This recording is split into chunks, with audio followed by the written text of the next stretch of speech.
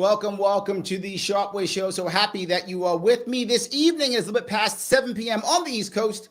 And yes, you got to talk to me yet again, my mug. I appreciate it. I know some of you saw me earlier today.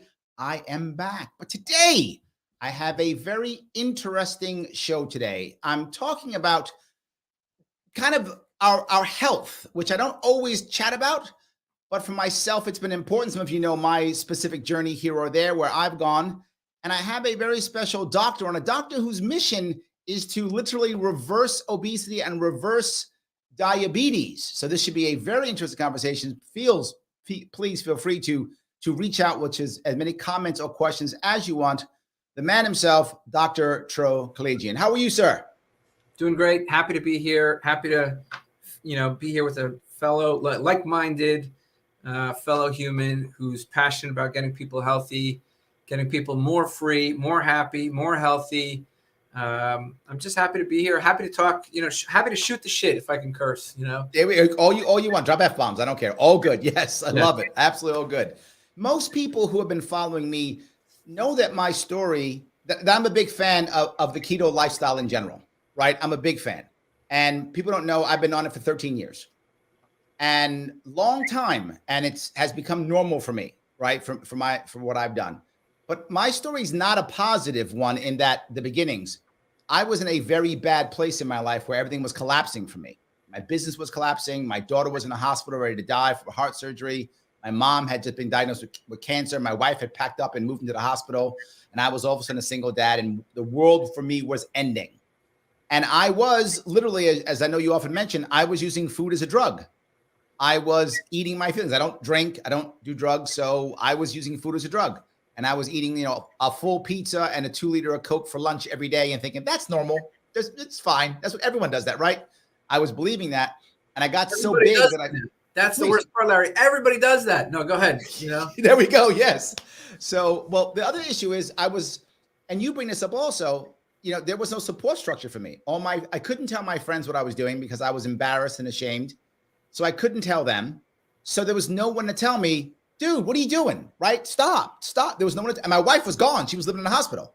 So my wife couldn't even say, look, what are you doing? She was completely worried about my daughter's health.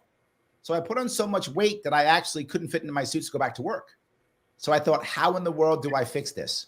So I thought, I'll go low carb, no carb. I'll do that. That'll be my way. And that was actually my beginning. And I was fanatic for the first couple of months. I dropped like 40 pounds. I mean, insane amount of weight I dropped. And I kept most of it off. And I've kept my weight pretty much the same for about 13 years, give or take. I'm 5'11". People think I'm taller because I'm cool, but I'm only 5'11". And I hover around 190, 195. That's about my weight. I hover in that area. That's where I am, and I'm pretty happy with that. So that's my story. You have a different story, though, don't you? Yours is very different than mine. Look, I'm going to tell you, my story starts when I was 13. I come from a family of people. My family suffered with obesity. Everybody was overweight. Everybody had diabetes, aunts, uncles, heart disease. Okay, everybody suffered, and we just couldn't figure it out. I remember being 8 years old, going with mom to Weight Watchers. I remember this.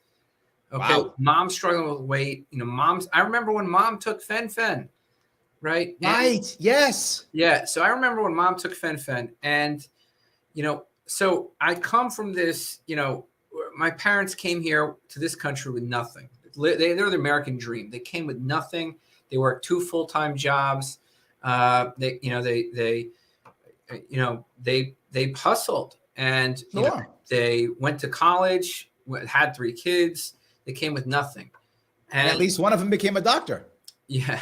Yeah. And so they came with nothing. And the thing is they didn't have time to sort of dig into food, figure out what's what. They didn't have the time. I mean, it's just, this is the food here. Why would you even question it? But not even time. I mean, like you said, they wouldn't question it. Why would they, right? We got food now. We should be happy. Let's eat. We got some food. Let's be happy. Let's eat. Exactly. It had the AHA marker. It fit on the food pyramid. I mean, they just didn't even ask questions. So we grew up in the American, even though my parents are ethnic and, we grew up in the modern food environment, right? McDonald's occasionally, otherwise, home cooking, a lot of boxed foods, cereal, Kellogg's, whatever. And what But happened you was, struggled though. Like you struggled. oh, with 8 years food. old, I was chunky. I remember being in third grade, and I was a reindeer standing around in a play, a winter play. I was 8 years old, and I was running in place in this play, and they videotaped me. And I mean, I didn't think anything of it until like 2 weeks later when they played this at lunchtime. It was a snowy day, whatever. They put our winter play on the big screen, and there I am. I had gynecomastia. That's a fancy way of saying man boobs, right? Flopping around as I'm running in place. And I remember to this day who the lunch lady, all the kids were laughing, which I didn't care about. I really didn't care about. I was like, you know what? I get it. It's funny, Right. What killed me was the lunch lady who laughed at me. That killed me. Wow. You still remember that? The Wow. lunch lady was laughing at me. Anyway, that's my life. I mean, look, I was a happy kid. I had friends. I played sports. I was always fat, always fat. And then when I was 13, I go to my doctor. Okay. I go to my doctor, and this is what happens. He puts me on a scale, and at 13, I'm the weight I am right now. Okay. Wow. It's roughly about 210 pounds or so. Okay. Wow. And he says, you're fat. You're going to be like your parents, right? You're going to be like your brothers who were, edging on 300 pounds at the time. And I remember he had me sitting in that waiting room for an hour, maybe an hour and a half. And I was like, this motherfucker just called me fat. Yep. Told me I'm going to be like my parents. And he doesn't even he has a TV and chairs in his waiting room. He could have put a fucking treadmill and dumbbells. I remember that, right? Yes. I was like, this guy's, telling me what to do, and he's not enabled me in any way. In fact, he's prevented me. I could have been home playing. I could have been running outside. I remember thinking, absolutely, what a douche face this guy was, And so I walked out of there, and I didn't eat for a month and a half. Didn't eat. I had problems. So you went from being overweight to being anorexic. I legit was anorexic. Right. And I remember at that point, I was like, I'm going to show this douche face. I'm going to become a doctor. I'm going to be better than him. Okay. I'm going to change the way they're doing this. They can't just do this to people. I remember thinking this at 13. So that's my primordial ooze. And, I love the idea because people have told me before, and I struggled to get this, but you get this completely. Obviously, I didn't get it. I always thought things like anorexia and overeating were the opposite. They weren't related at all, is what I thought, because they're opposite, right? But eating disorders are eating disorders. They're both eating disorders. Oh, let me tell you. So eventually I ate, and I turned to veganism for a bit, which just crushed my body at a time when I was growing. A time when my brain was still growing, my body was still growing. But that's what was healthy. Like, just eat a bunch of plants and go run. And so I did that. I had a 1-year reprieve of obesity, and then it just came back. Okay. It just came back, slowly 10, 20 pounds a year for the next basically 15, 20 years. Right. So college, med school, right. 10, 15 pounds a year. I would just gain. And, but I had an intense passion to be a healer, to be in healthcare. But at one point you come to a point where you're a doctor. Yep. And you're over 300 pounds. Yeah. So fast forward through residency, Internal Medicine Residency. And remember, I have like this inspiration. I want medicine to be great. Right. This is what brought me there. I wanted to do good. I want to say that, I was inspired to learn. I was inspired to learn, and I was inspired that my knowledge could help people and my ignorance would hurt people. Right. I still believe this day. And so you find yourself at 350 pounds, and my wife, I'm a 350 pound doctor. The other doctors at Yale where I trained are like, in the Yale system, they're like, hey, why don't you just count your calories? Maybe you're depressed. And I'm taking depression screens. Like, maybe I'm depressed. I'm not depressed, and I can't figure it out. And my wife, we're pregnant with 1 kid, 2 kids, again, 10 pounds a year. I'm just putting it on. Right. And, we're thinking about having a 3rd kid. And she's like, and this is roughly 8-9 years ago, she's like, are you going to die? And she played me. My wife's an attorney. She's like, look, Tro, you're a smart guy. And she knew I scored like very well in my board exams or whatever. She just was playing me. She's like, why can't you just figure this out? You figured out what happened with her father. I figured out, other diagnoses that, others had missed. And, she totally just played me. She's like, you can figure this out. She said, you do it for everybody else, damn it, do it for yourself, right? Yeah, you do it for everybody else. Bingo. Figure it out for yourself. Bingo. Yep. So that's when I was like, okay, what would I do if this was a drug for pneumonia? I said to this is exactly the thought I had. What would I do? I would go to the head-to-head studies and I would see what does best.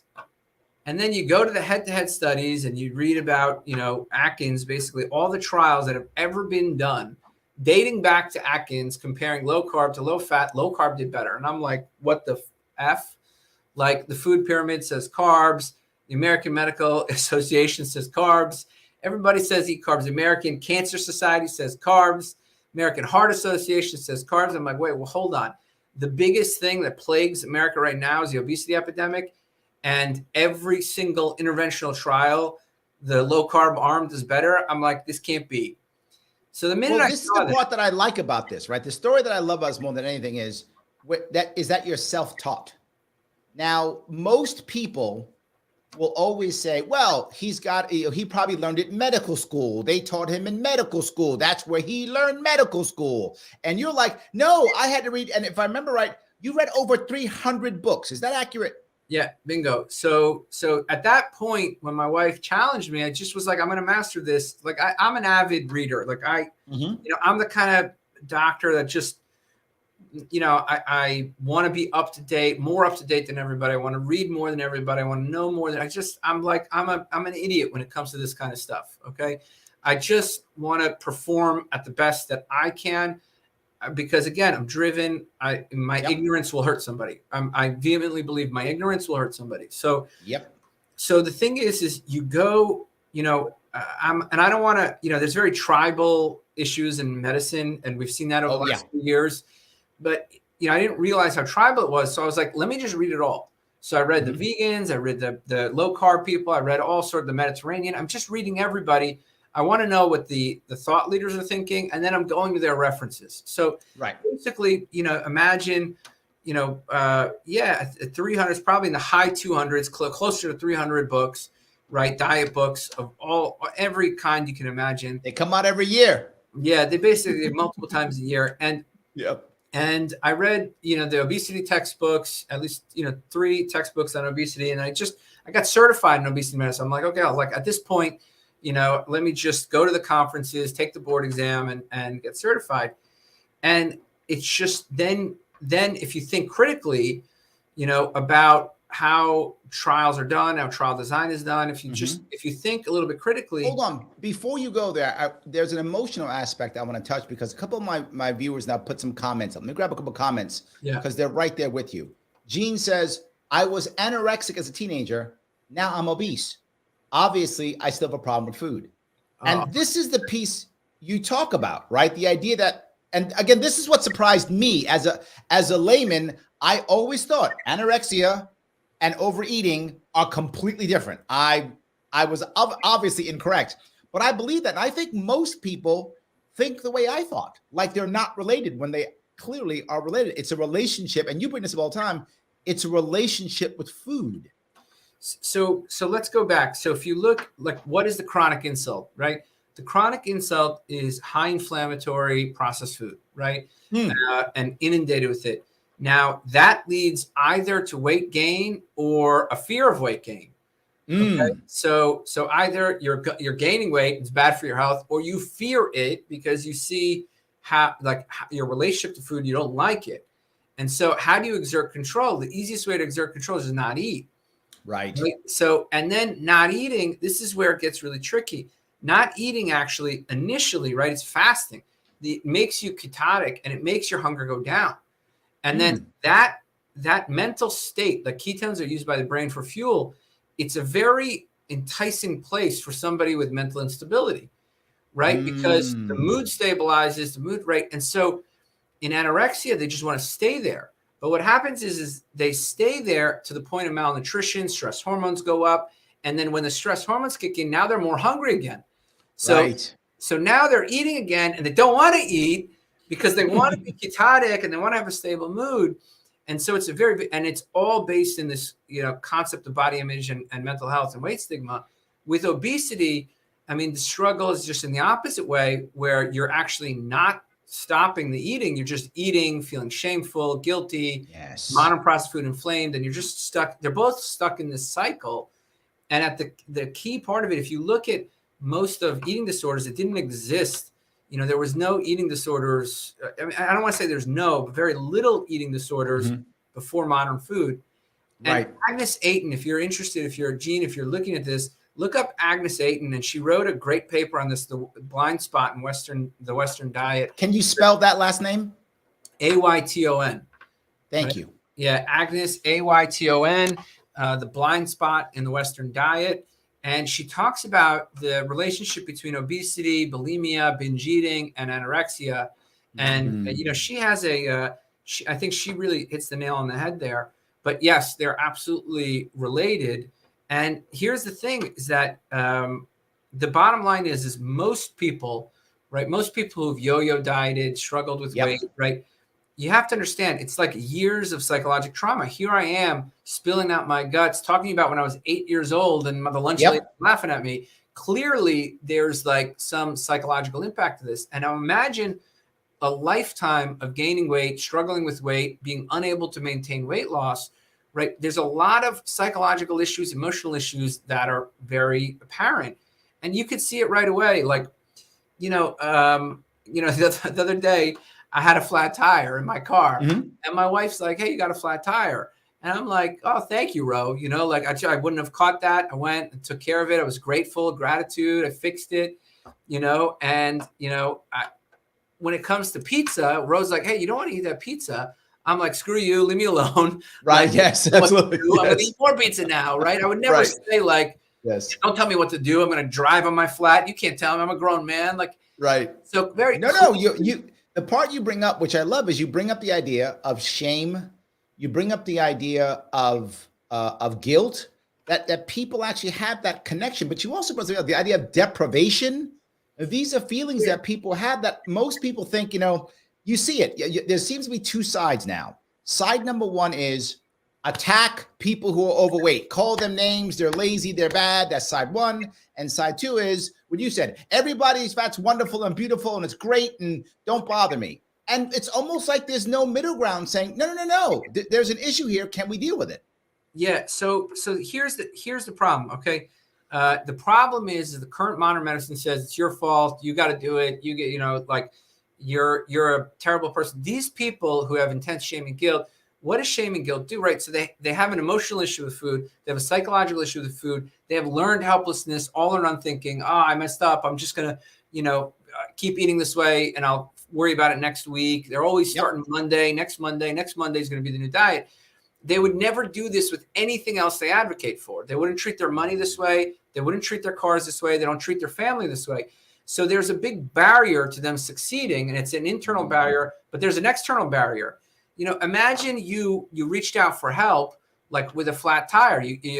My wife told me about my flat tire. Imagine I called AAA, and AAA was like, "Listen, Tro, you're a terrible driver. Just pump more air into your tire than you let out, and here's a bill for $200."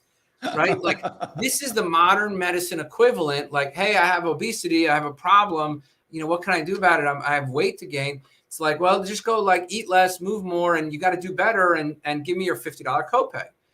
So the problem is that we have better support for our cars. We have better support for our bank accounts.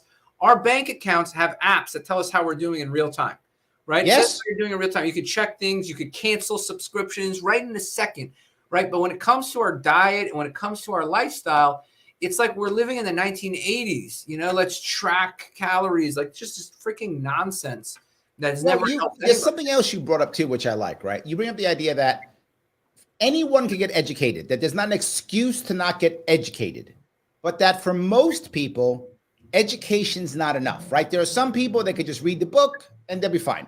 But a lot of people, that's not most So you can get the education, that's wonderful, but you got to go to somebody to get what you say, insight and biofeedback. That this is what most people really need to make that next step. Am I off here? Honestly, I think most people just need education, right? Most people just need education, right? They need to know that they have a distorted relationship to food, right? Okay. If you have been yo-yo dieting your whole life, if you desperately want to lose weight and you haven't, right? Why is that? There's a reason for that, right? So they need they need insight. It's not education. They need insight. Insight. That's what I was saying. Yes. They need Right? insight. Yes. Once they have that insight, right? It's game over, and that's easy, right? All you have to do is connect the dots for a patient, right? That, hey, wait a second, you treat your car better. Your emotions are manipulated when it comes to food. They're not when it comes to your car. Look at my wife. She said, go fix your flat tire. I was like, oh my God, thank you, honey. She says, go fix your diet. Don't eat that pizza. I'm flipping out. Right. Right. Well, there's another piece though, right, that I bring up. When I was in the Marine Corps, and when I was in the Marine Corps in intelligence, we talked about interrogation techniques, right? And one of the things they would say is, what you're trying to achieve, what you're not trying to achieve, all those type of things. And they gave us a video once of a gentleman who was an Army officer who was actually he was captured during the Korean War. And they interviewed him like a couple years later in the 80s when they interviewed him, from the 50s when he got captured. He said, remembers when he got captured, he got interrogated by a Chinese intelligence officer. And the intelligence officer said, he was telling him how great communism is and blah, blah, blah. And this officer was the stereotypical West Point officer, wealthy guy from the New England, tons of money, educated, wealthy family. And he says to the interrogator right to his face, look, you're never going to convince me communism is good. He goes, as soon as this war's over, I'm going back home to my beautiful house, my wonderful family, and all my money. You're not going to convince me of that. And the interrogator said, oh, I don't have to. All I have to do is convince you that your way isn't perfect and you'll leave Korea. That's what he said. And I take it in my head always. The goal is not to change the person overnight. The goal is to make the epiphany. Oh my God. Like to your point, I have a problem. Oh, like to really get it. Because I can learn about diet all day long. But if I don't think it's me, I'm just pointing my finger at you. I got to realize, oh my God, it's me. Yeah. I got to work on this. So it's kind of dichotomous. So it's they have to know. So they blame them. So most people blame themselves for a lack of self-control and discipline, a lack of willpower, right? And it's completely off. They don't know what they're fighting. I see people, they don't know what they're fighting. It's like being blindfolded and saying, well, I just needed to do better at fighting. You have no clue what you're up against. You don't know how your emotions are manipulated, how you're psychologically manipulated. For 30, 40, 50 years, you've been struggling with food. You think like it's a fair fight? No, right? You have like 50 years of failing. You've had 50 years of torture from a Chinese operative, and you think you're going to win? Like, right. Yeah.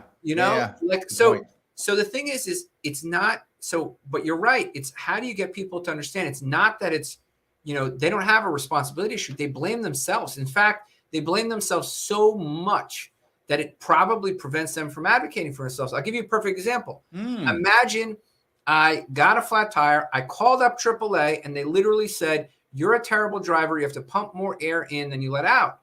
People with obesity are like, yeah, I must be a terrible driver. I don't have good driving skills. You're right. I should be pumping air in and more air than I let out. Right. This is the, sort of mind frame. I truly believe they're victims. But at the same time, they're the only ones who could change it. Right? Yeah, it is tough. Let me do a little bit of housekeeping if I could. Everyone, if you're watching right now and you like what you're watching, or if you're listening on the podcast, do me a favor, click that like button if you would. Click the like button. It does matter. It's how I get past those algorithms. They're always bugging me. So please let me get past them. Click that button now. And if you don't like it, why the hell are you watching? Click the like button then. Don't do that. Next, if you had me watch this on Twitter, if you're on Twitter right now watching it, retweet it right now. Don't think, retweet this moment if you are watching this on Twitter. If you want your chat to get to the front and you happen to be on Larry Sharp's YouTube, that's awesome. You can super chat me. But no matter what you do, if you want to support this show, all those things are good. The thing you can do is head over to my sponsors, theadvocates.org. Theadvocates.org, the advocates for self-government. They support this show. Head on over there, take one of their surveys. There's many of them there. Take whichever one you happen to like. There's all types of shows, of surveys. Take one of them and share them. If you share it, people will start talking. They're happy. I'm happy. You support the show, and it's free. Lastly, support Dr. Tro. He's actually here giving us good information, an awesome story. Head him over to Twitter and follow him at Dr. Tro. And if you're listening to this, it's Doctor written out, DoctorTro on Twitter. Or just check all his details are in the description. Head over to the YouTube, check his description, check his stuff out. It's awesome to have. Thank you. So I just want to take care of that, Dr. Tro, if I could. So we do a little bit of a housekeeping. I do want to move on to the idea of abuse. Well, can I make one more just to finish up that point? Oh, please go ahead. Yeah, go. Yeah. So look, to come back, right? The people with obesity, most of them that come into my office, not one of them wants to be obese, right? Not one of them said, I want my toe amputated due to diabetes. Nobody said, everybody wants to desperately quit. So the thing is there's a barrier between I want to get healthy and what's actually happening in their life. And my job is to take away those barriers, whether it's emotional, psychologic, whatever it is, right? They have a desire, okay? And then they have sort of where they're at, right? And I have to walk them to their desire. And most of the time, it's having no insight into how powerful their drive to eat is, knowing how it can change their thinking. I mean, give you a quick example. This is how powerful it is. There are these goats, right? They're goats that literally risk their lives, okay? Risk their lives to walk up a dam, okay? That's basically 500 feet tall, that brick wall, basically that level high, right? They climb these things to go and lick salt, right? They will risk everything to go and lick salt. This is how powerful the drive to eat is. And most people don't respect it, right? Do I think that goat wants to go kill itself? No. Do goats fall off dams every now and then? Yeah, they do. They die, right? The point is that most people don't understand how powerful this drive is. And so that's why I say it's an insight problem. Once they understand what it is they're fighting, it becomes that light bulb moment where it's like, okay, now I know what to do. Now I know what I'm fighting against. Then it's what can I do about it? And once you get to that point, it's easy. You've said though that you didn't learn that in medical school. What you learned is how to treat the symptoms, but you had to figure out on your own, how do I treat and change behavior? Like that's a critical thing. Particularly in this case, you've also said that eating is at a subconscious, unconscious level, right? And now you got to pull it out of that when someone's just kind of like doing it. I mean, I know many people who don't realize how much they eat, and people say they lie about their eating. They're not lying. They actually don't know because it's just unconscious. They're just eating. They don't even realize how much they've eaten. Look, let me tell you, if you look at somebody with obesity, right, they will underestimate their caloric intake by 50%. An average doctor will underestimate by 20 to 30%. And a dietitian tends 20%, meaning that everybody is eating without thinking about it. Okay. Just like we pee without thinking about it. We go to the bathroom without thinking about it. We breathe without thinking about it. Nobody's counting breaths in and breaths out. Right. So if you think you can track your food over the long term, you're highly mistaken. Right. So now the thing is if you overeat, you want to eat filling foods. That's it. If I have a problem with portion control, I want to eat foods that fill me up. Right. If I have a problem, with overeating, whatever, I have a stress eating, whatever it is, the first solution is start with eating things that are filling. Right. Start with things that are going to, at least when you're conscious about eating, you're full. So later when you're subconscious about eating or not thinking about it or too stressed out to even think about it, you're not going to eat as much because you're full. It's like if you're going to walk into an all-you-can-eat junk food buffet, do you want a pound of steak before you walk in or a rice cake? No, I want a freaking pound of steak, right? Because then I'm going to be able to say no effortlessly. But if you eat a rice cake before you go into an all-you-can-eat buffet of junk food, you're going to lose. And so that's the problem in our modern world. These people with obesity are like, I'm going to eat less, I'm going to eat less, I'm going to eat less. And it's a toxic mindset because it's actually your body needs more food, right? You need to eat filling food so you don't eat the other stuff. So it's a complete flip 180. It's like the mindset is so key and so critical, and it takes time. It's very funny you say that. In the mornings, almost every morning, and some people don't know this, but almost every morning I eat about a half a pound of bacon and 4 eggs. And when I eat that in the morning, it gets I get a lot of fat, which is what I like. I often am not hungry for a long time. It does fill me up. And I'm not a big foodie, luckily. I'm not a big foodie. So I don't miss like, oh, I don't have this thing. I'm lucky in that regard. But I eat a lot in the mornings. Oh, not usually I eat later. I usually eat till 11 or 12. But when I eat, I tend to stay full for a long time. I agree with you. I try to eat filling foods that have a lot of fat and protein in them. I do all the time. It's very true. My problem is coffee. That's my problem. Coffee. I try my best to limit coffee, but that one I keep failing at. I'm not doing good at the coffee one. Let me tell you, look, it took me a while to come off coffee. I mean, I had to switch to decaf, and then, look, I would say it's the last thing for most people to nix. You can use coffee as an appetite suppressant, but I think the biggest thing here, when you're struggling with food, it's just most people, if you yo-yo dieted for years and you've lost weight multiple ways for years, usually you don't need a nutrition plan. You need a behavior plan. You need to just say, okay, what are the foods I need to figure out? What are the places I struggle? And just list them. If you look at any lifestyle, if you look at Larry, your lifestyle right now, the average person has 15 to 25 foods they crave. Yep. Okay. They have 5 to 10 places they eat them with about 5 to 10 people they eat them with. So meaning your lifestyle is manageable by about 50 things. So just list them out. What do I struggle with? What are the exact places, foods, people that I struggle with? List them out. And then you could all right, what's a way that I can manage these with more filling foods? Some of them are easy. This is what I'm doing. See, this is what I love about you, Dr. Tro, is you are both reasonable and unreasonable. You are both. You are unreasonable in that you're like, I don't listen to anybody. They're all full of shit. They're not doing the right thing. You're completely unreasonable in that regard. But you're reasonable when it comes to, you're unreasonable when it comes to your peer group, but you are reasonable when it comes to the person who's in front of you. You're like, how do I get you from, I need to get you to B, you're at A, how do I walk you to B? And that is amazing. One reason why I'm happy that you're here, brother. Thank you. Well, let me tell you about being unreasonable. This is the thing.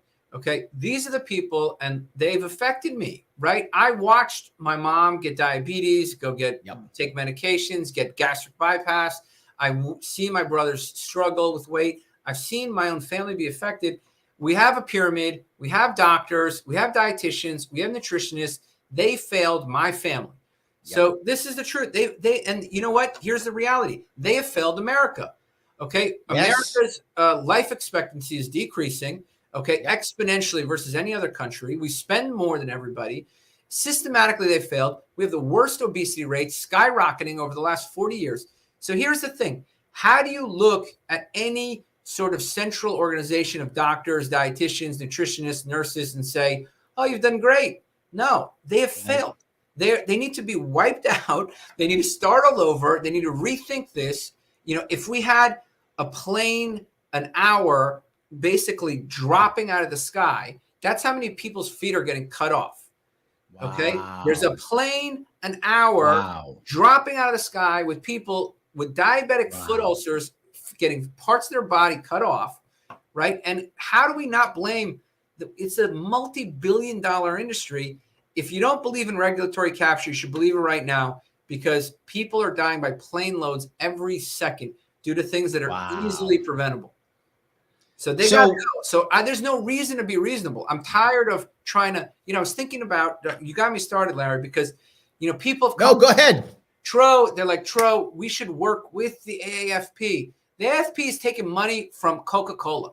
Yep. Okay. There's no way you're going to work with corrupt people. The CDC, just recently, they took this down after I tweeted it 6 months ago that their recommendations for diabetes are diabetics should get 50% of their calories from carbs.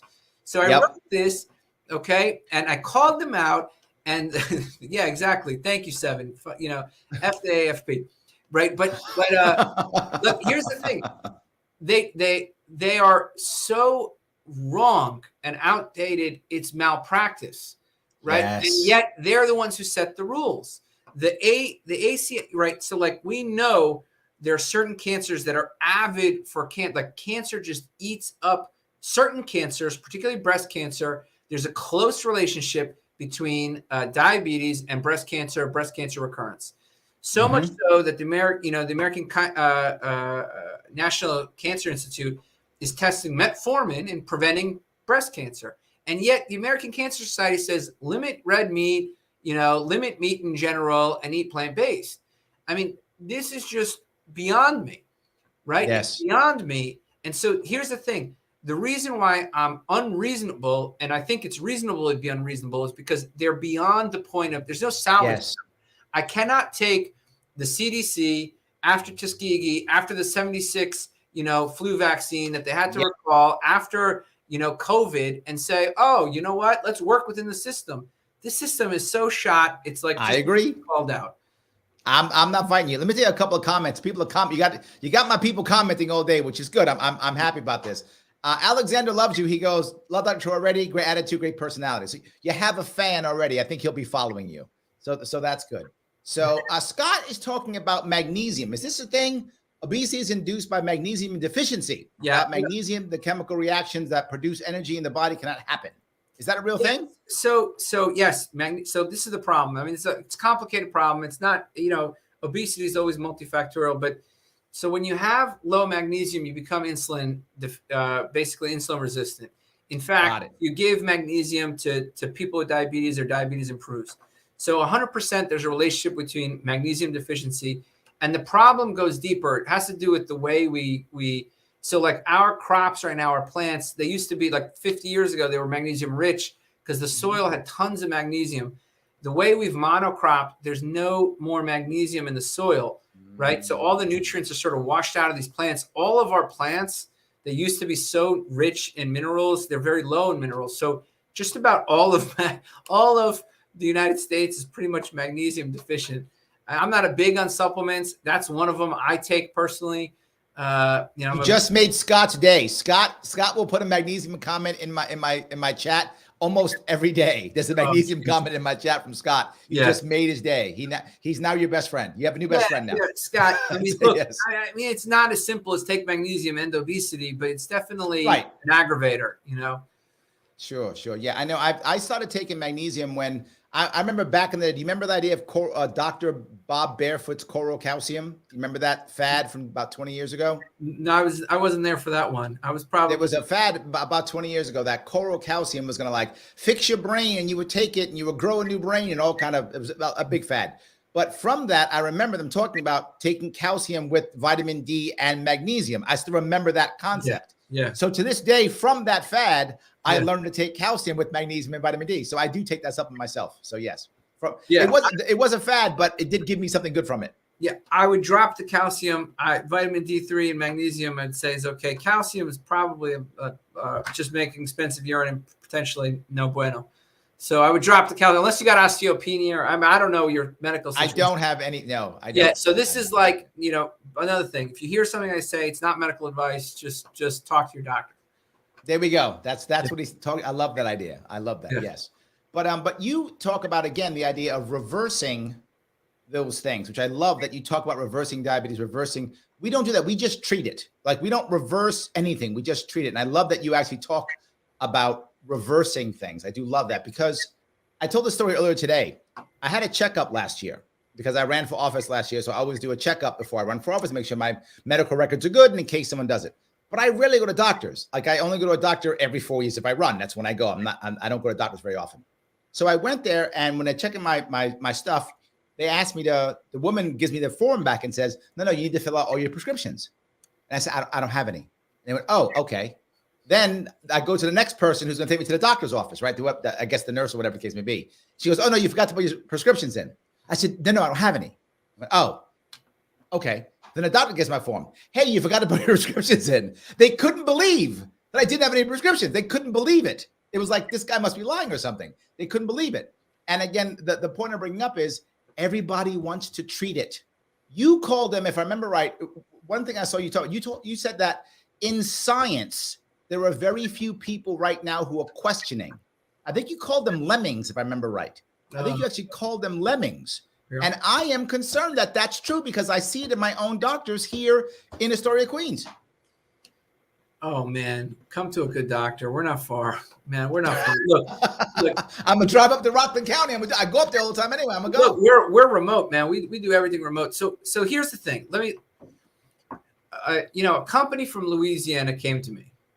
Okay, a company from Louisiana. They're really focused on getting their employees healthy, right? I knew I could affect the Larry Sharps who see me on YouTube or whatever, and on interviews, and they're highly motivated. They're accomplished people. And let's say they have weight to lose. You came to me 13 years ago. You would have been the perfect person.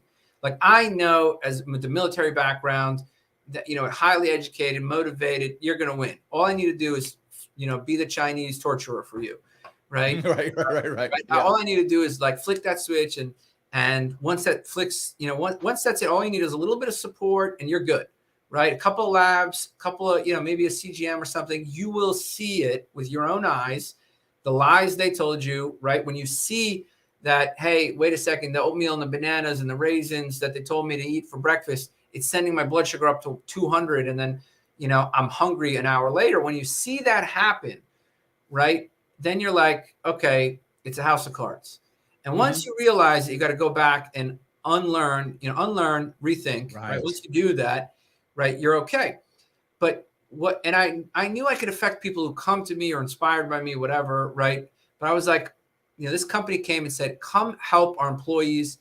They're here for a long time. They're good employees. We want to get them healthy. So they weren't predisposed to liking you. They were not there. They were like, who's this guy? Yeah, they don't know me. They don't know me. I'm so halfway across the country. And so I didn't know whether I could have an effect. And so what we did was pretty simple.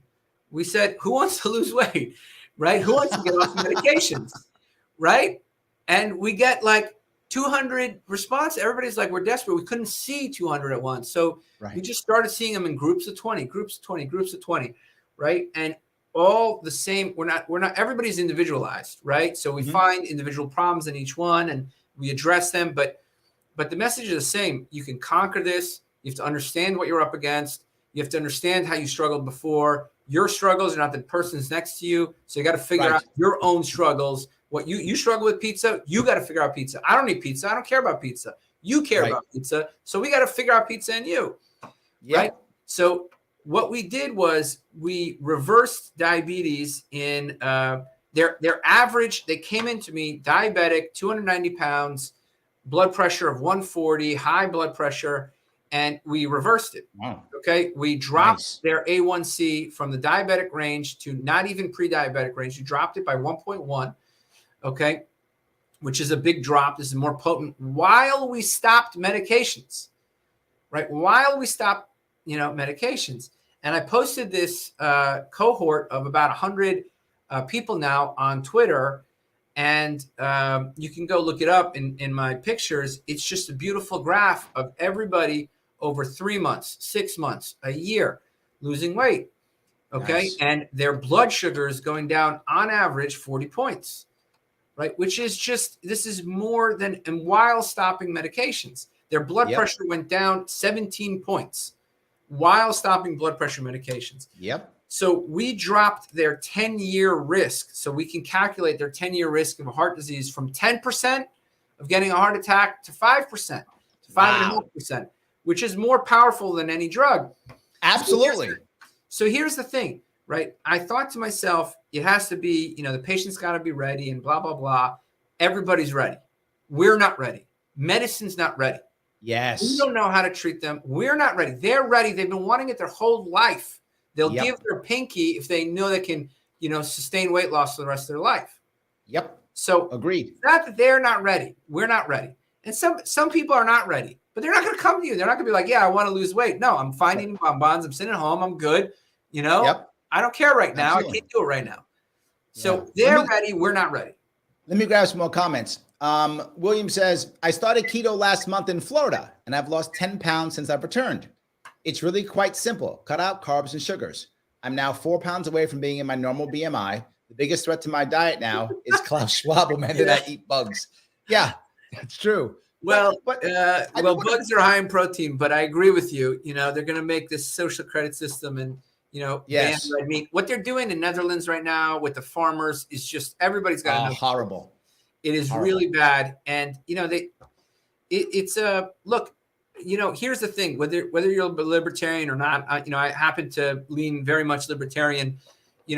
There is, whether you're pro-government, anti-government, pro-corporation, anti-corporation, they all don't care about you. Yes. Right? They all want you eating bugs. Doesn't matter who it is, right? It's cheap and they can feed it to you. And if they can make you eat it, they make even more money. So yes, absolutely. I'm with you. Yes. Sorry, And was that too unreasonable? all good. 100% all good. Absolutely. But let me grab a couple more. A lot of people are popping in. I want to be good to some of the people who've been popping in here or there. Let's see if I can grab one more. Let's see here. Seven asks, when does the campaign start, Larry? And the reason why I brought this up, by the way, is because I'm going back on the road this week. Actually, I'm leaving tomorrow to do a couple stops in upstate New York. I'm crossing the state again because I'm trying to get people to realize we need ballot access for the party next year. So I'm starting my campaign to make that happen for next year. And I always joke when people see me and I say, I survive in the campaign on protein and caffeine. That's how I keep my energy up. That's how I keep my weight down when I have to do 3 or 4 events in a day, walk around a lot, learn stuff, keep my brain power up. It's all about protein and caffeine. That's why I brought that up. And that's, I think, why he's bringing that up. But I think that, in my view, when I found other people who are around me, they say, Larry, I was going to do the thing, fix the thing, whatever the thing was, but then I got stressed, right? But then I got stressed. So then I couldn't do it. And my piece is, I want to do the thing when I'm most stressed, because then it's easy. Once I do it, and that's my Marine Corps, right? My Marine Corps training I was Marine 30 some odd years ago, right? But I still remember that training. You do training under the most stressful circumstances, and everything else is easy. So I want to do it when I'm the most stressed. And your point earlier you brought up, you said that people who are either anorexic or some other eating disorder, it's a form of control. It has been for me too. I'm guilty of that. When I was at my worst, what I was feeling was I had no control. My life was spinning out of control. I couldn't handle my family. I couldn't protect my daughter. She was dying. I couldn't protect my mom. She was dying. My business was collapsing. I couldn't control anything. I felt like a total loser. I felt like I could control nothing. And controlling my diet, as silly, as small as that might be to someone listening to this, it was something I could control. That I could do it. And then I could see the results and feel like, shit, I'm winning. Okay, I can win again. And that helped me to fix everything else in my life that I had completely just lost control of. Look, can I tell you, when we look back at people who struggle with weight loss, the number one cause, and I'm going to say this because this is insight that is not published yet. It will be published. 100% of weight regain, okay, meaning gaining weight back, is due to psychologic, financial, medical, or any other sort of stress, right? Relationship stress, financial stress, workplace stress. It is due to stress. And if you look at stress and what it is, right, it's basically a comfort deficiency, right? Stress is a comfort deficiency, right? Like that. So when you're stressed out, you're uncomfortable, right? It's emotional discomfort or whatever, psychological discomfort. It's discomfort. So when the brain is experiencing discomfort, maybe you're stoic, maybe you're a Marine guy, maybe you're a arrogant doctor or whatever it is, right? Maybe you're just not going to perceive the stress. And so what happens? Your brain is like, I'm going to get awesome, whether you choose to or not. And the easiest way to get awesome is the refrigerator. If it's not the refrigerator, it's the alcohol cabinet. It's not the alcohol cabinet, it's the medicine cabinet, right? For anxiolytics and some whatever, right? So those are the ways that people get, relief. And really the way we need to get relief in people is the good old fashioned ways. Exercise, a mental health tool, is a mental health. It is not it is not a calorie burning tool. It's a mental health tool, right? Getting outside and walking, talking to people, talking to your priest, your rabbi, whatever, talking to somebody, some of your family members, that one-on-one talking with good counselors. So, and the other things are just knowing the things that relieve your stress, right? Having a stress sort of toolbox. So 100% of weight regain, meaning you lost the weight and you gain it back, happens in stressful scenarios, and it can be prevented. Daily exercise is like a stress prevention. It's like an anxiolytic. Okay, consider it like medication. Okay. You are getting your anxiolytic every day. And if you don't, what do you think is going to happen when you're stressed out? You don't have a way to relieve that stress. You're going to turn to Domino's and Dairy Queen, whatever, tornadoes, whatever they call them. Absolutely. And if you're not going to turn to that, you're going to turn to Johnny Walker and Jameson. Yep. And absolutely. If it's not that, yeah. Missy says, I'm in anorexia recovery, dangerously close to relapse. I have a therapist, psychiatrist, and family doctor, but I've struggled with this for 35 years. I'm struggling like hell since my fiance died. So, yeah, that's what you're just talking about, the stress that she's under, exactly what she's struggling. I'm so sorry to hear that. I'm sorry to hear about your fiance, and my condolences to you. And all I can tell you is, our brain is like any other organ.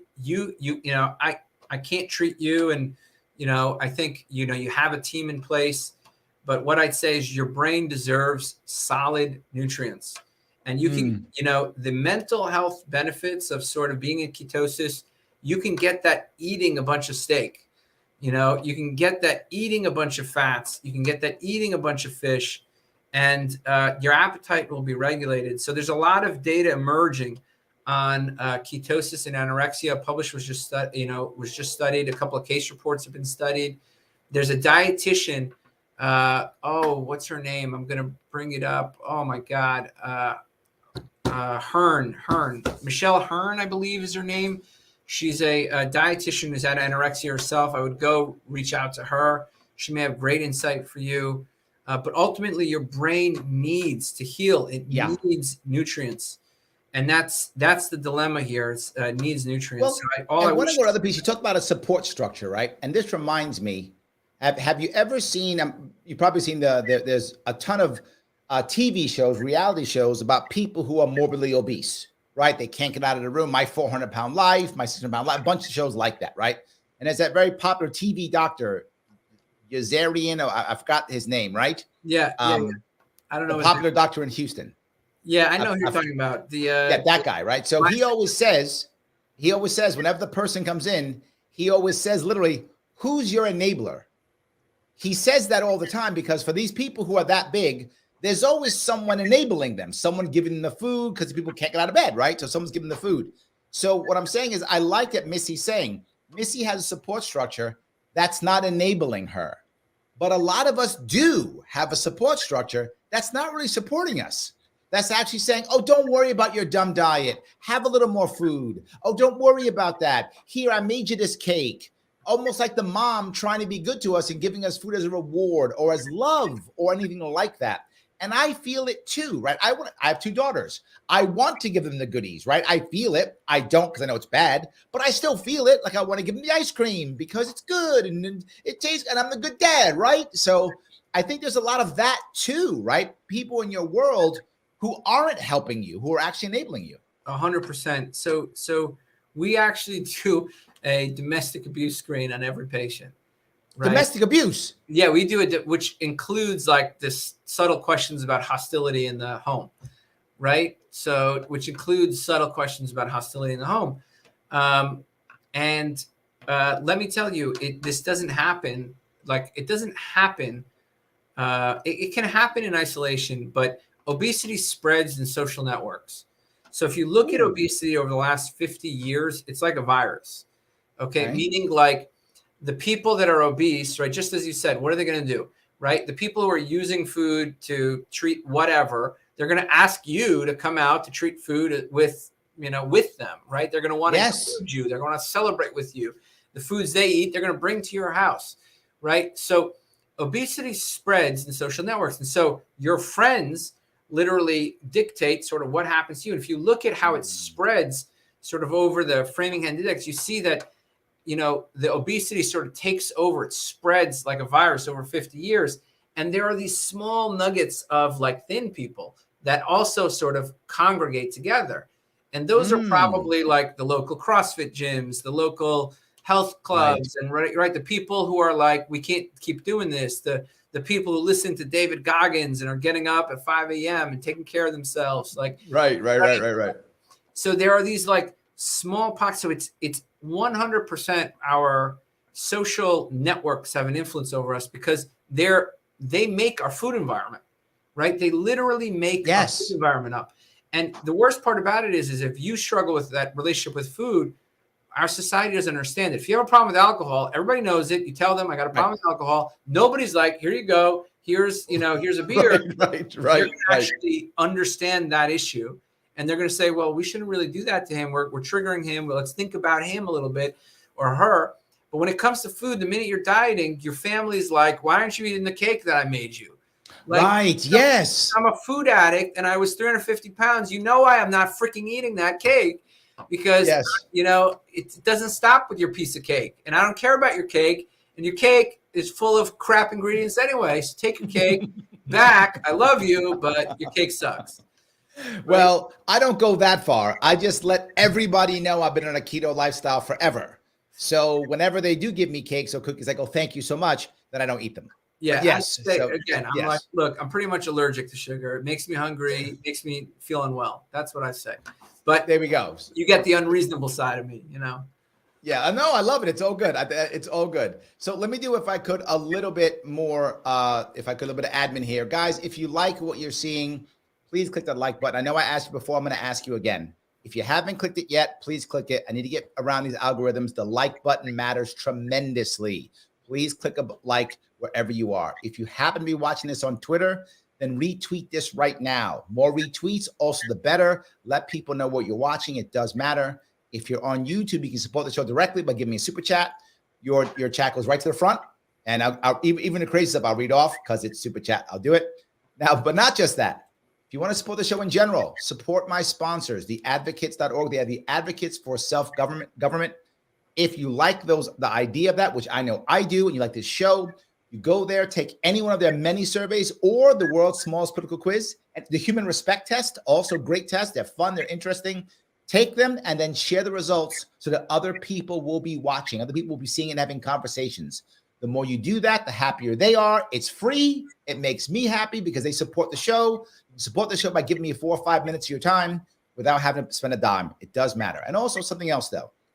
Dr. Tro has come here to help us out, so follow him. You can see all his details in the description and YouTube and also on Facebook if you're there, or just follow him on Twitter. And you'll see what he's doing, and then you'll follow all the stuff. You follow him on Twitter. It's awesome. It's at Dr. Tro. If you're listening to the podcast, it's written out DOCTOR, and Tro is TRO. So I just want to make sure I got some more admin done. Apologies at Dr. Tro. But you can also, another plug and a shameless plug. Okay, please. I see 7 levels is like, where do I get a keto diet from? We have a free app. Okay, what doctor is crazy enough to make an app? We made an app. It's free. It's freaking awesome. There's some paid features if you want to support us. Okay, but there's a free app, Dr. Tro, spelled out. Okay, you can go to any store, get it. You get a free community. There, we have a binge eating hotline, pretty much a binge eating like get help board.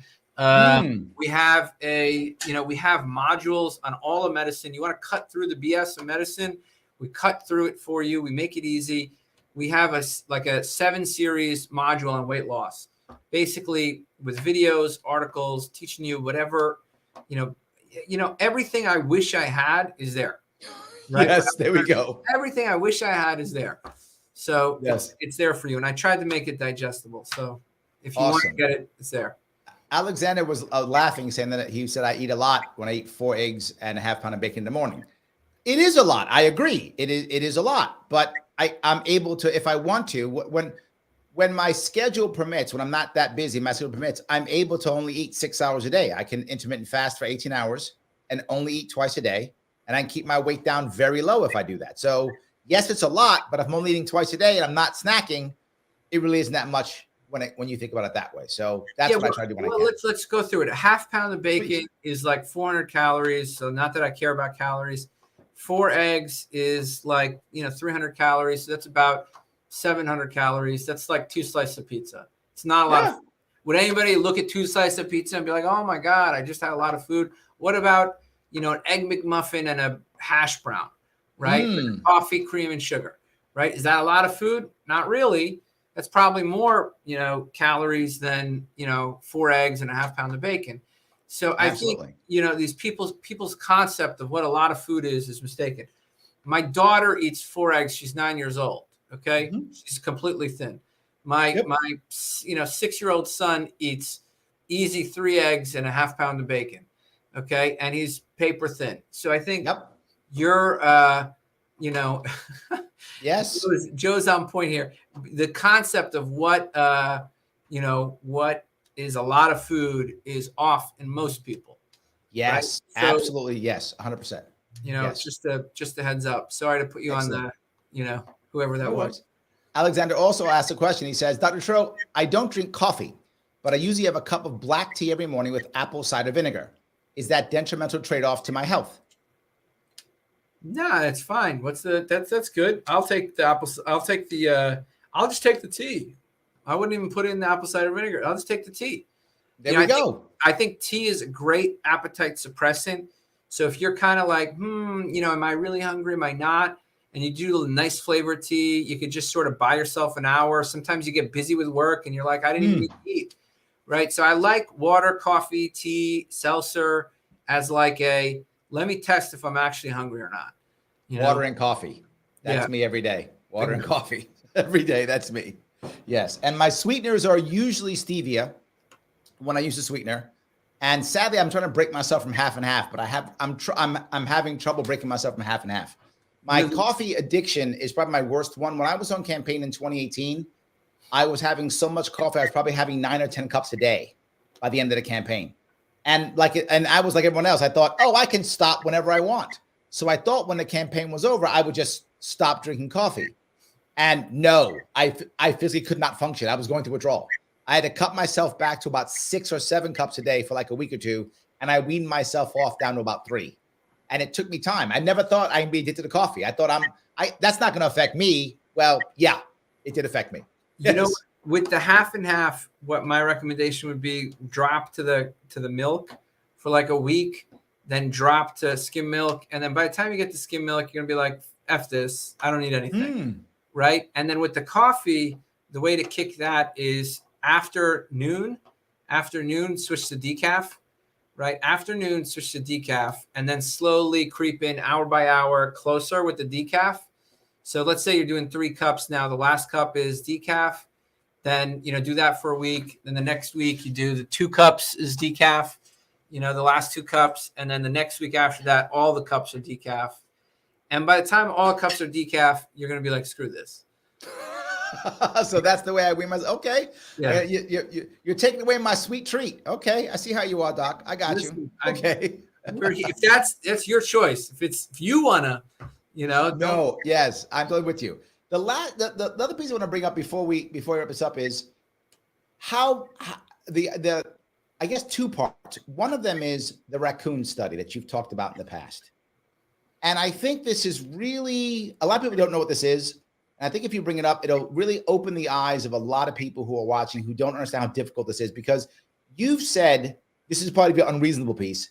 You've said there's really no way to win this war, right? You're going to be fighting this battle your entire life, because society in modern life is always going to be shoving, pizza at us, or commercials for fat inducing foods, or, sugary sweets, or soda commercials, or beer, whatever. That's always going to be happening. But you think it's really because of our society. So tell me about the raccoon study. 100%. Nobody, I've never seen, there's a show called Survivor, right? I don't think anybody's ever gained weight on Survivor ever, right?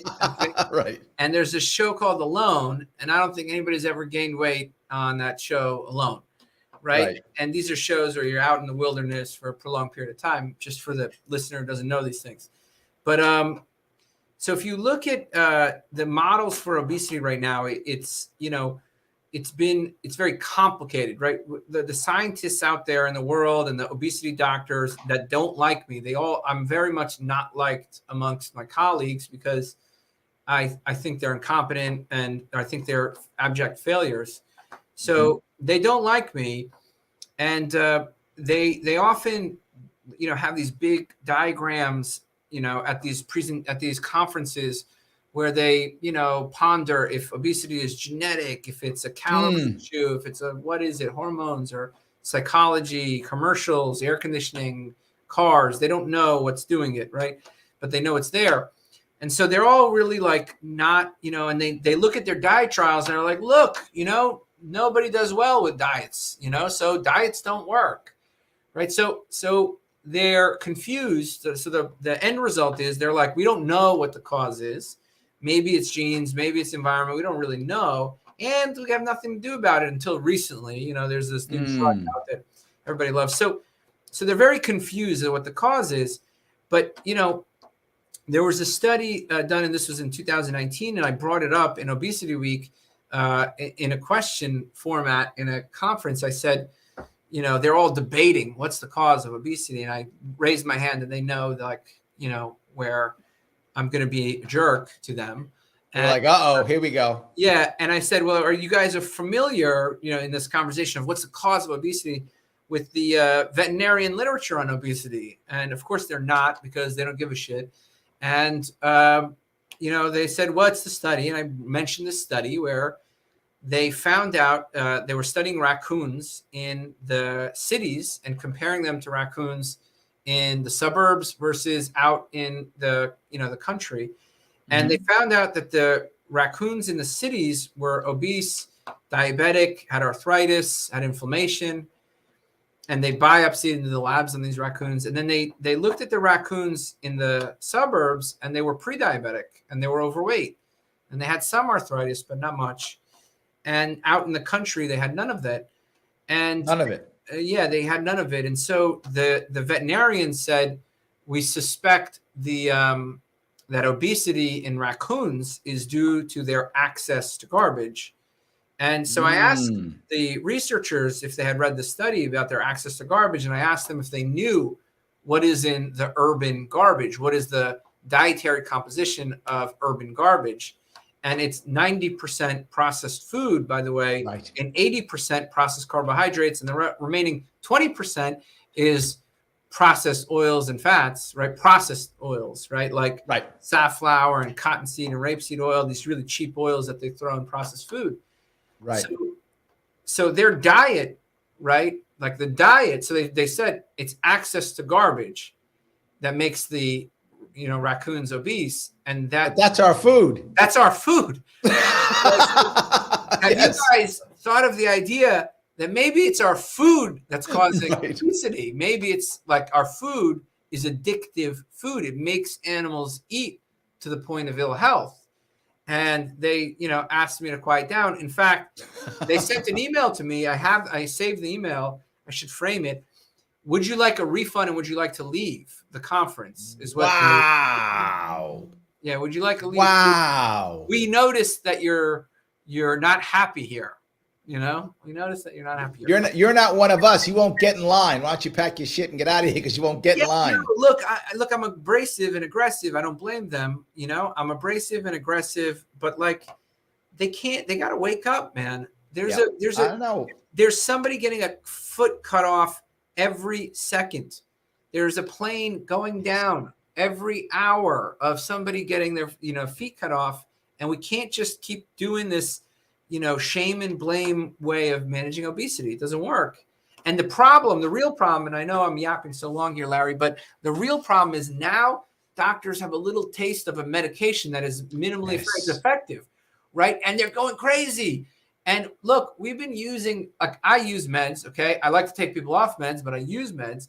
We've been using these drugs that they are now using for 5 years. And we know what happens. If you don't fix your life, no drug, no surgery is going to fix food addiction. It's not going to fix a bad relationship to food. Nothing. But the hard work will address food addiction, your relationship to food, nothing. So these drugs and surgeries help, but they're not going to. You said more than once that medication is not going to change your behavior, right? That's not going to change. And the behaviors we got to change. Right. That's the critical piece. The medication is not going to fix your lack of a social structure if you don't have that, or your lack of your support system if you don't have that. I think it's a valid point. It's a totally valid point. I love that you're saying it. It makes so much sense, which I love what you're saying it. So yes. Look, so the biggest thing here is, these drugs and surgeries. I'm not saying don't get surgery. I'm not saying don't try a drug.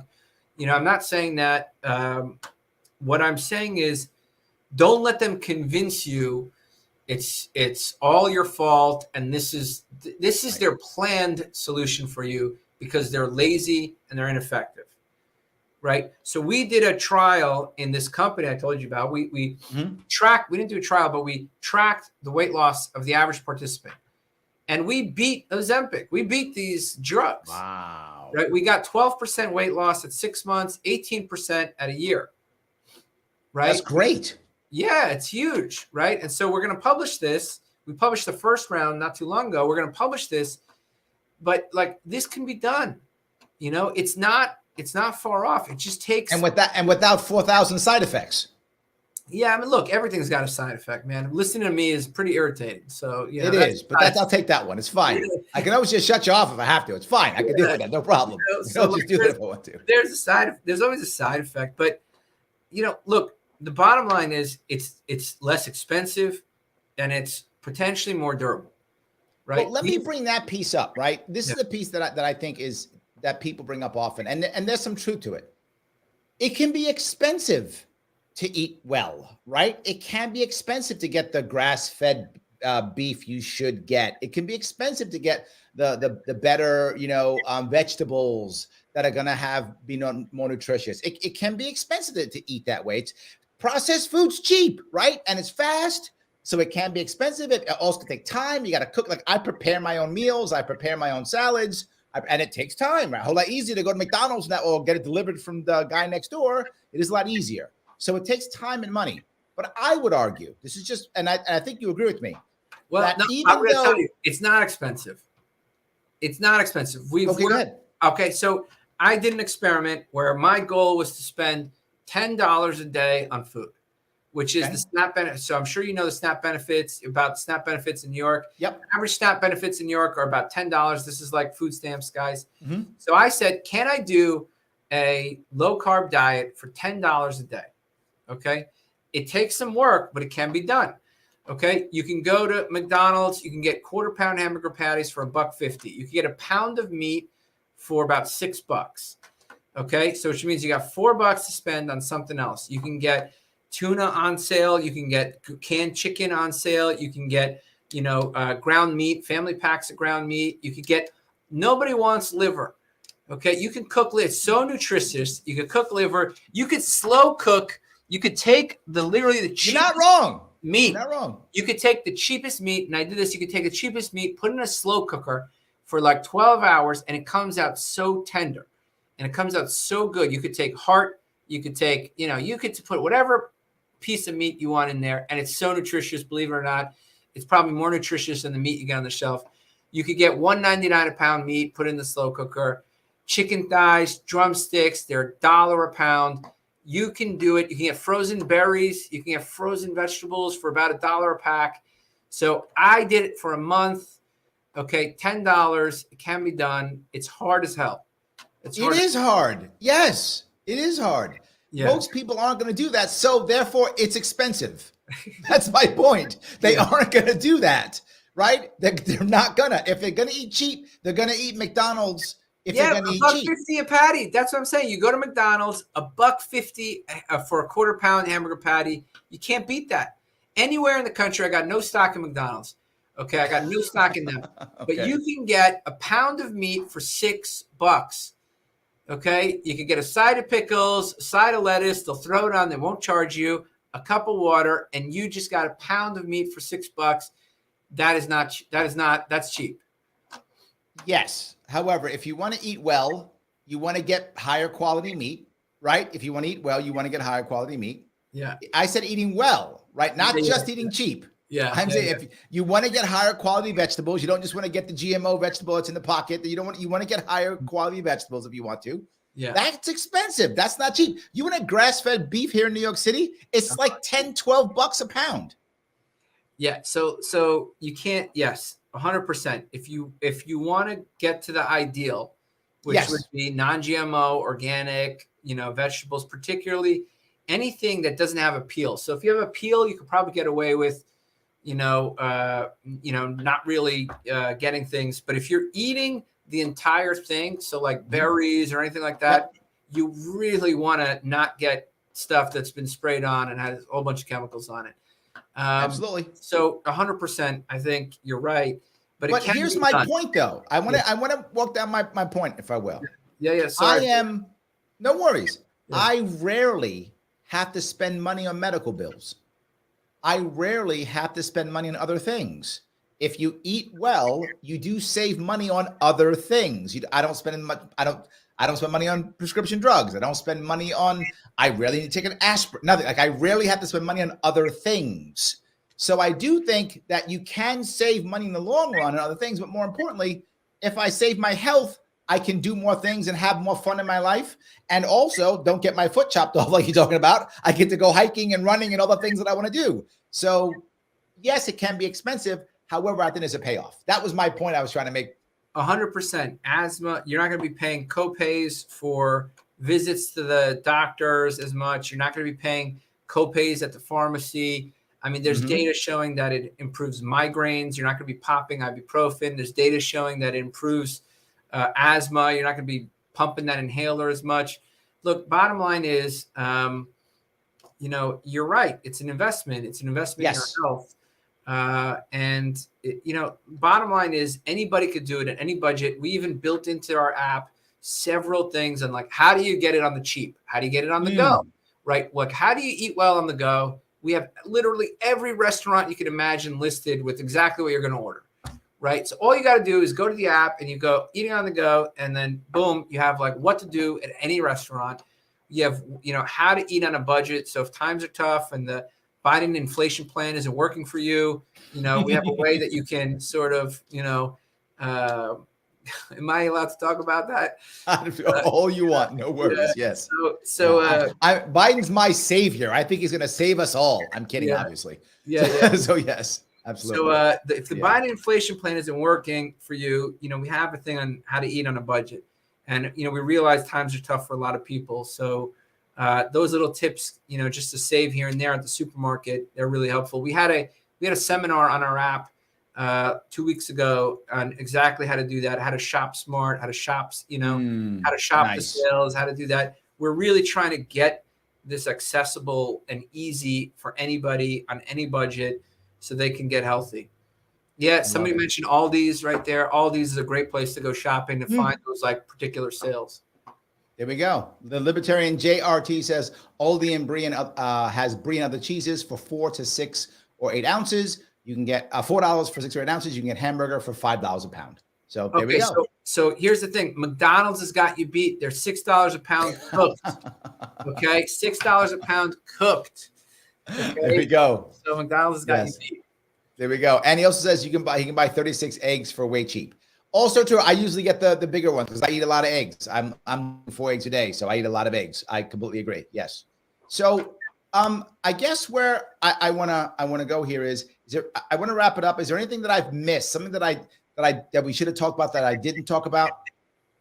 No, I mean, look, I think the biggest thing is, if you look, I was at a local community event, right? And we had, my area, Rockland County, it's sort of like a mixed area, some Republicans, some Democrats. And there's a community event. And I noticed, the whole community got together. There was about, 100, maybe 200 people in a room talking to Mike Lawler and some other, Teresa Kenny. A large Hasidic Jewish community there too. Yeah, there's a big community of Jews there. Absolutely. And, in my area, I just wanted to see what people are talking about. I brought my 11-year-old son. I wanted him to meet the politicians and, just to like shake hands. My 11-year-old son has a campaign to end Meatless Mondays. So I was like, look, you want to have this campaign to end Meatless Mondays, you got to talk to your, politicians, figure out how you're going to do it. Yep. So, we go there and I'm listening to everybody's complaints and a bunch of people are giving complaints and, all everybody's talking about is like the potholes, the street lighting. And I'm thinking to myself, like, somebody, they were talking about a hotel that's vacant that they want to, get somebody to develop.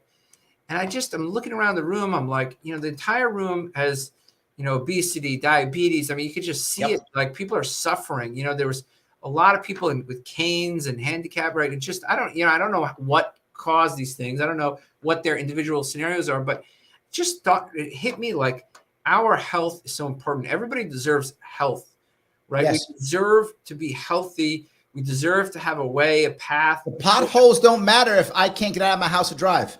Bingo, bingo. And I just thought to myself, like, we have a suffering world. For the first time in over 50 years, as far back as we've been tracking, our year over year, our life expectancy has dropped in the United States. Yes. So our society is suffering. The health is suffering. Our mental health is suffering. Our youth are suffering. Every age group we look at is dying more. Yep. Okay? And we just need to keep our eye on the prize, which is, our health, right? Our health first. And we're not going to can't defend liberty if you can't defend, right? Totally correct. So absolutely. I'm a big believer in get health. So it saddened me because not that I didn't think the issues of the potholes don't matter, but it struck me that, we really have to get back to basic values. Well, no, that it wasn't a priority, right? The issue is potholes matter. Of course they do. But health should be first. Potholes should be way lower on the list, is all I'm saying, right? I think potholes are important. They're just not number one. Make them like number 10 or 12 or something. It's fine, right? That's all I'm saying. Look, it struck me that I think we're just lost. We're just lost. Like here you have, all these politicians here, people that can, really make change. And what happened to health? What happened to our health is suffering and we are dying.